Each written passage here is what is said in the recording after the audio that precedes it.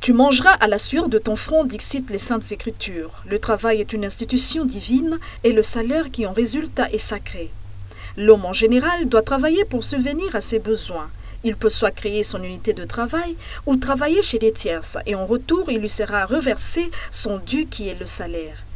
La législation du travail prévoit cependant un équilibre des droits et des devoirs.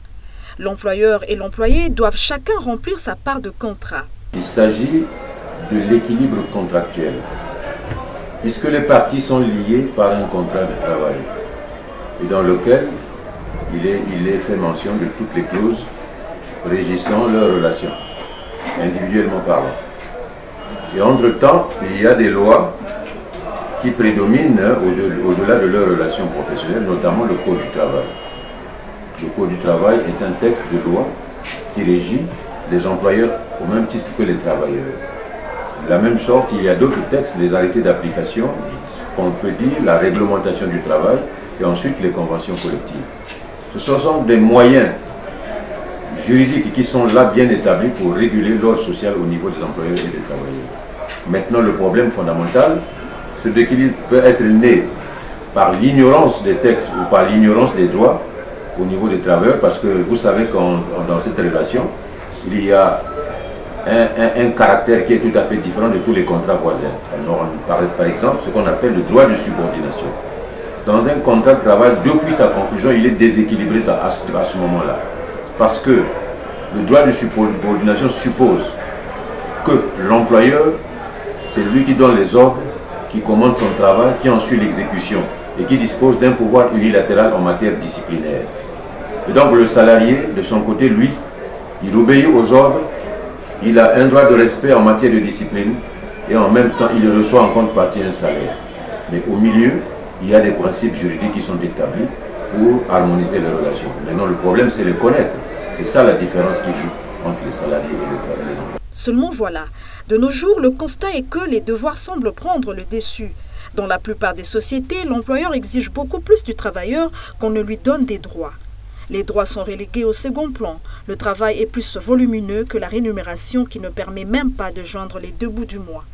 Le règlement intérieur, les codes et chartes des organismes internationaux dans certaines entreprises ne font que la décoration des murs ou ne passent que pour des slogans.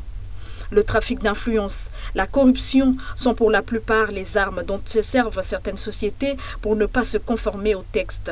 D'autres modifient à leur convenance les règlements intérieurs et tant pis pour celui qui ne s'aligne pas. Des droits qui sont bafoués, il y a le plus souvent la prise en compte des heures supplémentaires, des congés, des primes, de la dignité, de l'honneur du collaborateur, des salaires indécents, des sanctions et licenciements abusifs, etc. Des devoirs, il faut arriver à temps, remplir ses tâches, respecter la hiérarchie et le règlement intérieur. Il vit son ignorance à ce moment-là. Il vit les conséquences de son ignorance. Dans un pays comme le nôtre, nous avons un code du travail qui est beaucoup plus dans la protection du salarié. Notre code du travail contient beaucoup de dispositions qui protègent le salarié, à la différence d'autres codes que je connais dans d'autres pays voisins. Et en plus, lorsqu'on est dans un pays organisé comme le nôtre, il y a les institutions qui sont chargées du contrôle et de la surveillance générale, notamment l'inspection du travail. Ils sont là pour réguler et contrôler la bonne application des lois. Alors si le travailleur ignore ça, il ne saura jamais à qui s'adresser et pour lui, l'employeur est le vilain singe qui lui cause tous les torts, vous comprenez. Il y a aussi que dans l'entreprise, les travailleurs ont des institutions représentatives du travail, des travailleurs, notamment les délégués du personnel, les organisations syndicales qui sont chargées pour la défense des intérêts des travailleurs. Alors aujourd'hui, on assiste à une désyndicalisation, les travailleurs s'intéressent de moins en moins à ces institutions, alors que ce sont les seuls qui sont capables de leur encadrer culturellement, professionnellement, syndicalement et même dans le développement social tout entier. Ce qui reste vrai et palpable dans ce cas, c'est que l'on exige toujours aux travailleurs d'arriver à temps, mais de ne pas partir lorsqu'il le faut. En somme, la connaissance de ses droits est importante, mais la prise en compte de ses devoirs est plus qu'importante parce qu'elle permet de bien marcher et de mieux réclamer ses droits. Tout ce qui existe au monde, c'est d'abord l'information. l'information, la formation, la communication. Lorsqu'on est en dehors de ça, on ne peut pas prétendre mieux défendre ses droits, c'est pas possible. Hein?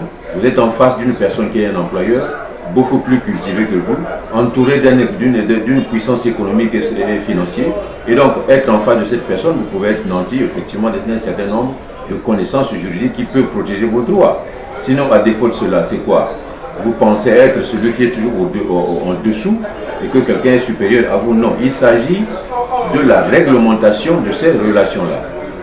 Tout comme tous les autres parties du droit. On peut aller en droit commercial, on peut aller en droit civil, tout est régulé par un ordre social bien établi juridiquement.